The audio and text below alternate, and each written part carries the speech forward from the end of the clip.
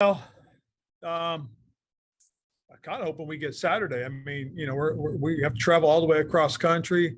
49ers are coming off of a Thursday game. Be nice to be able to be rested, but you play what they tell you to play. So we'll line up and play and see what happens. Jonathan Allen was telling us about kind of the importance of the game and getting the fans out there. I know that's obviously been a cause for you the last few years. How do you feel about this opportunity in particular? Well, I think this opportunity is awesome. I really do. First of all, it's the national stage. It is the big stage. The 1/3 of the U.S. population is on the Eastern Seaboard, and so we know they'll all be tuned in. Secondly, it'd be awesome to have a great turnout. I think we're working towards that. We're trending in that direction. I'm pretty fired up for our guys. I really am, just because we have guys that deserve some exposure, and this is about as big a stage as we've been on since the Monday night game or the Thursday night game we played, and this is a great opponent for us. They matched us on Sunday, and so it's pretty cool. I mean, we're pretty even, so it'll be a fun night. I really do look forward to it. Hey, Ron, when it comes to Taylor in that Giants game, how do you measure the evaluation of maybe the first three quarters versus the end? Well, I'll tell you right now, I thought he had a lot more quality quarters than just the end of the game. I really do mean that too. I thought the first quarter was outstanding. There were a couple things in the second quarter. I know he wished he had his back, but I thought he did a couple things. Third quarter, he did struggle a little bit, but it all wasn't just Taylor, and he does what he does. He plays the way he plays, JP. I just think you take the good with the bad, but I think that's true for a lot of quarterbacks. I don't think there's a whole bunch of guys that are out there that aren't making a mistake every now and then. So I got to admit, I was pleased with the things he did, and I was pleased with the way the guys played. And then looking ahead to 2 Sundays from now, the O-line injury is starting to stack up again. How concerned are you? How much can this extra time off help? Well, I think the extra time off is going to help an awful lot. I mean, we got a number of guys that are going to be on the list of our injury updates when I get that at 4:00, I believe it is. That's when I have our meeting. So we'll get an opportunity to find out exactly where we are health-wise with everybody. That'll be cool to see. But I know that this week will be a good rest week for our players, an opportunity for them to take care of themselves, get themselves right, and see what happens as they prepare for this stretch of 4 games left to go. With the tie happening, Ron, is there any temptation or thought of going to Carson and trying to spark an offense that seems a little stuck in that kind of 20-point neighborhood? Not necessarily, Pete. I think that this is who we are. I mean, that's how we play. We're running the ball right now well. We're controlling the time of possession. We're keeping our defense fresh. And there's some things obviously that could help. But I think right now, for where we are and who we are, I think we're in a good spot. I really do. And do you still view it as a week-to-week decision where Carson could be inserted at some point, or do you feel comfortable with Taylor now that you've got this 4-week stretch here to finish up? Well, I feel comfortable with Taylor, but when Carson's activated, he will be the primary backup, and we'll go from there. Ron, how can you continue developing the passing offense? Practice. I mean, that's really the only thing we can do, Sam, is any opportunity we can to throw it in the game, we do. We try to throw it at the opportune moments, the right moments. And that's really what the passing game should be, is when you need to use it, use it. If it's part of the flow of the game, then it's part of the flow of the game. I think for the most part, that's the thing that helps us is that as we're running it, it takes a lot of the pressure off to have to throw it. We can throw it when we want to throw it. We can use whatever action we want if we put ourselves in that position. I do know, obviously, that if you are playing a high-powered offense and they score early, you got to be able to match it, and that's one of the things that we have to be able to do. And I think we can. I think we have enough of the playmakers. If we can get the balls in their hands, we can make plays. Ron, generally, what have you seen on tape, either yesterday or in the past, that gives you that confidence that if you guys do need to pass and kind of keep up with that high-powered offense, that you can? I think because of some of the stuff that we left on the table. left out on the field. I mean, and I've said that before. It's how close we are. That gives you reason to be optimistic. And if you sit down and get an opportunity to go through the tape and talk with somebody in the know, as they sit there and talk about, oh, look at this opportunity here. This is something that could have happened. When I watch tape, I try to figure out what the defensive coverage is, and then I look at where I think the ball should go. And most of the time, that's where we're headed. I'm seeing it like our guys are. Then, as you see certain things that we miss, whether it's the throw is missed, or the route could have been better, or we just didn't have enough time with the protection. Those are all things that we have to work on and hone up for that moment. That when we do have to score, can we do it? I thought that drive in the that 92-yard drive, I thought at the end of the game to score the touchdown, kind of shows what we can do if we can get the ball in the hands of the playmakers. Ron, generally you use the last your bye weeks to kind of evaluate everything, but with it so late in the year, and you guys already kind of have an identity, what you kind of use this week for, or how do you kind of approach it? Matt, I think the big thing, Matthew, is an opportunity to take a look at some of the areas that we have not been as efficient.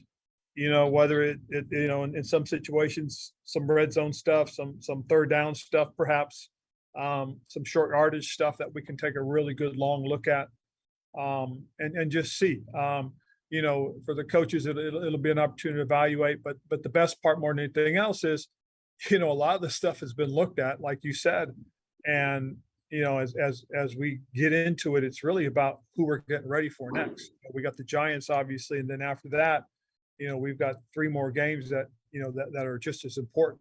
But we got to be ready for the Giants, and I think that's a lot of the time will be spent. We'll review a couple things, we'll talk about a few things, and then we'll go from there. And your options on the offensive line, you used Wes Schweitzer at center earlier in the year, but you went with Nick yesterday. Is that something that you see if Tyler can't go? Well, I think part of it was due to the injury stuff that we had to deal with. So again, we got a whole week and a half to prepare. We can make that decision as we get closer. Hey, Ron, you said the other day that the turf in New York would not be, or in New Jersey would not be a factor with regards to Chase's situation, and obviously he didn't play. Does that mean that just physically you guys just don't think he's ready to go, or his confidence isn't there yet that you need to see? I think the biggest thing, Ben, more so than anything else, is that with the way we're playing right now, and we're playing pretty well on the defensive front, the need to get him on the field hasn't been that you've got to have him out there. We need him. It's a must. This is one of those things that because of our guys are playing well, we can get him back when he's 100% ready to roll. And that's the biggest thing. We don't want to put him out there, when he's not ready and feeling it. I know he's close. I really do. And again, I think the big thing for him, more so than anything else, is just continue to do what he needs to do. And we'll see how he is next week. But again, it's putting the guy out there when he's ready 100%, or as close to possible as it can be. But I do know, again, we've been doing some pretty good things with the guys we have out there.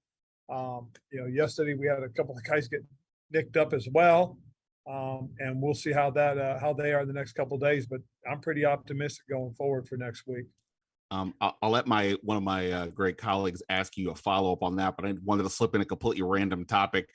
Jake Fromm, obviously he's been just kind of on the practice squad and is a guy that had a big college career. What have you kind of noticed from him being around with you guys all this time?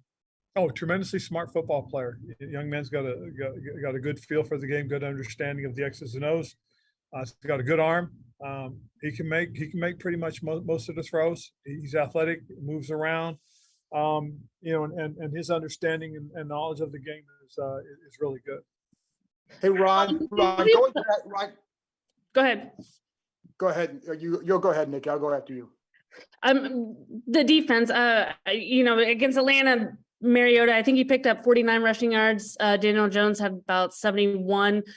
What is it about some of these quarterbacks, and is that something you guys are working on to kind of shore up there? Yeah, we are. I think, again, I thought the halftime adjustments were pretty good again. We pretty much gave up a couple hundred yards in the first half, and then the second half, they only gave up like 111 or something like that, 112, I think it was. And one of the things that, obviously it's hard to defend the quarterback all the time. And that's the thing that we have to continue to work on. And I know we do. I know some of it sometimes, and probably the biggest one they got us, they came out, they looked like they were running some sort of screen, and that kind of also was a fake off of one of the jet sweeps. And one of our guys in the middle got a little too nosy and left his responsibility. And that was the big one Daniel ripped off against us. And that's something that we have to be aware of, even more so, just because the value of the quarterbacks running the ball. I think, again, we made some good adjustments, came out in the second half, and we limited that. But again, if we can just make sure we're good with it from the beginning, it will most certainly limit the impact that the quarterback running will have against us. And then going back to Chase, what is still missing in your mind? What do you need to see? Well, I think, again, as we go through it, it's just making sure he can put that leg in the ground with confidence and be able to protect himself when he has to, be willing to stick it out in front to protect on a cut block or somebody coming down at his knee. I mean, those are all things that you have to get. But the biggest thing more than anything else, Nikki, is because of this injury and because of the way that the doctor has described it to us, is the only real way for him to get any true work on this is now is out on the field. And, now that we're in the peak of the season, it's one of those things that you can't mimic what he's going to get out there in the game. And so he's just got to continue to work at it, build that confidence. And again, I know one of the things is the severity of his injury wasn't divulged early, mostly because they didn't want it divulged. But as it got out there, I think people understand that this was more than just your normal knee injury. This involved a little bit more. And that's why I think the rehab has been a little bit more. And so he's really come a long way. He looks good. And now it's just a matter of, as he's ready to go, we'll get him out there. And just to clarify real quick, is it in your mind, is it mostly mental and confidence at this point, or are there still any physical limitations? I think it's just him being comfortable. And again, continue to work on that, continue to build it up. Just because, again, this was not just the normal ACL. There was a little bit more involved in it. That's one thing I think everybody got to understand. And again, not everybody is going to come back in 9 months, 10 months. This is one of those things. It takes a while, even when they do come back. If you look at some of the guys that have come back, and Saquon Barkley is a great example.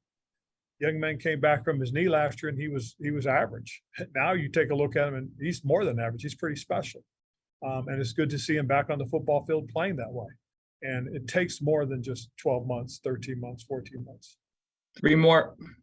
Hey, Ron, going back to the past game, when you see and obviously it's game by game plans, et cetera, can change, but when you see what like Jahan did and Curtis did and Terry did, does that kind of give you maybe the ability to even broaden things as you go down the stretch, maybe enhance what other stuff you are doing?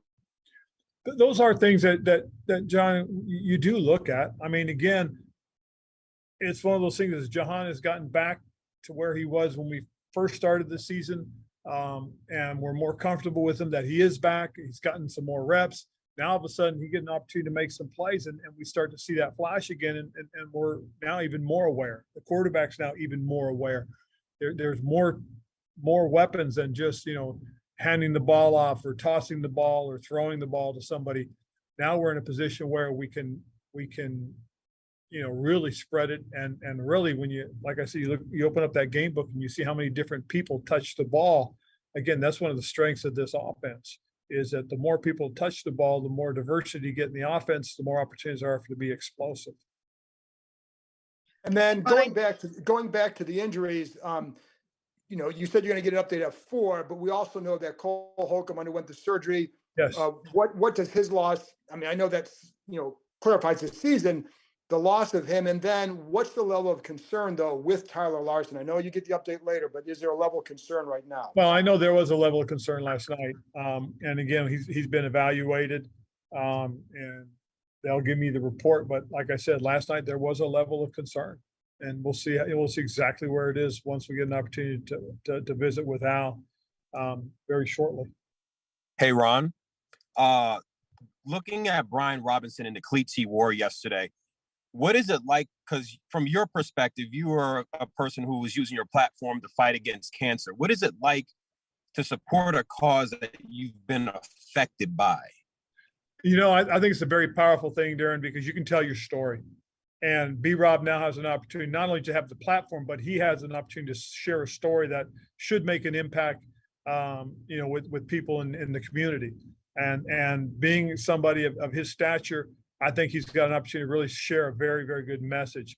There was an incident and somebody was talking about what went on, and he was very profound about it and really said, that people just got to understand, that this young man is a product of his environment, and we got to be able to help change that environment. And I thought, man, all right, I get it. Because he said, I'm not mad at the young man because I understand that he's coming from a tough situation. And that was so, that was so mature of it.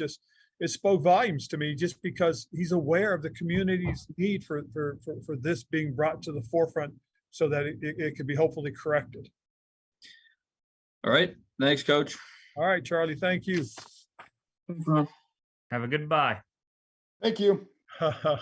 Nice play on words.